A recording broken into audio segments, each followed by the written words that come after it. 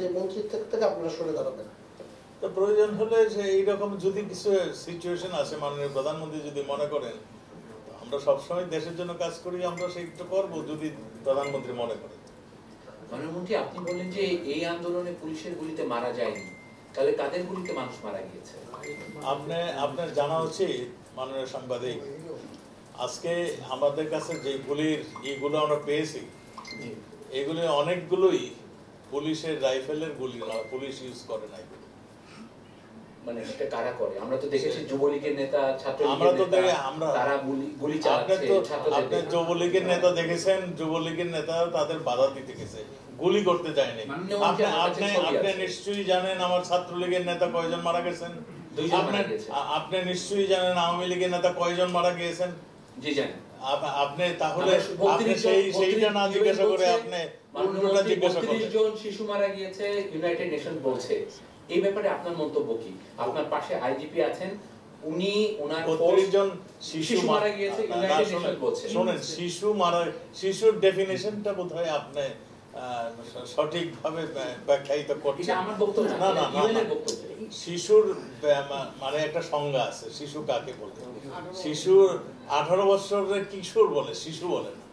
আর 18 বছরে আমার মনে হয় সে যৌবন প্রাপ্ত হয়ে যায়, সে তখন আর কিশোরও থাকে না, সে একটা যুবক আমাদের মতে। কিন্তু এটা একটা মানে যেহেতু একটা বয়সের একটা বার রয়েছে, সেই জন্য তাকে এখন কিশোর বলা হয়। 16 মানে শিশু, কোনো শিশু এখানে মারা যায়নি। শিশু বলতে আমরা যেগুলি বুঝি, সেই কোনো শিশু মারা যায়নি এখানে। হয়তো 2-1 কিশোর মারা গিয়েছেন। আপনারা জানেন এই আন্দোলনের সময় ঢাল হিসাবে নিয়ে আসছিল, তাদেরকে ঢাল হিসাবে নিয়ে আসছিল। তাদের সামনে ছিল, পিছনে ছিল আসল মানে যাদের এই যে চেহারাটা, তাদের মানে শিশুদের আড়ালে, যে আপনার শিশুদের আড়ালেই তারা ছিল। কাজেই এই পিছনের শক্তিটাই রূপতে এই ঘটনাগুলি ঘটেছে।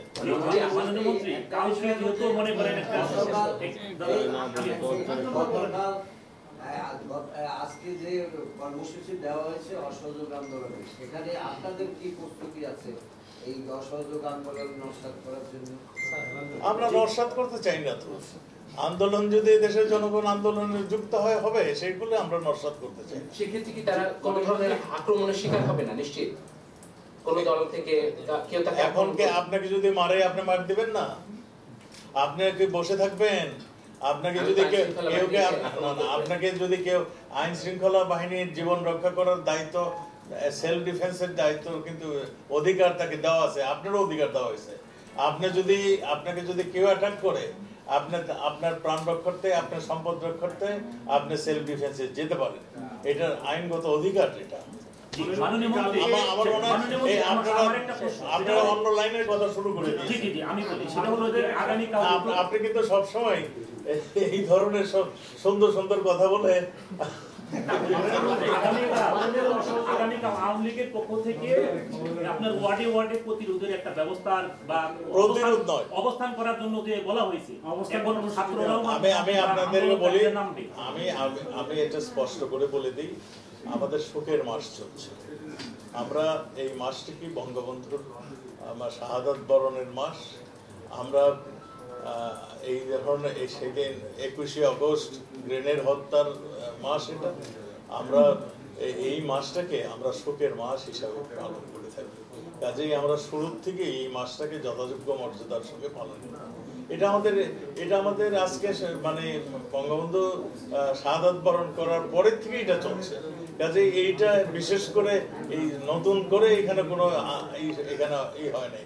এখানে মাইক বাজবে, এখানে এসে সবাই একটু আলোচনা করবে, মানে তবারক বিতরণ করবে, এটা প্রচলিত নিয়ম হয়ে দাঁড়িয়েছে। কাজে এই মাসের জন্য কোনো স্পেশাল, কোনো দিনের জন্য স্পেশাল কিছু। প্রধানমন্ত্রী, আমি একটা প্রশ্ন করতে চাই। ছাত্ররা অনেকগুলো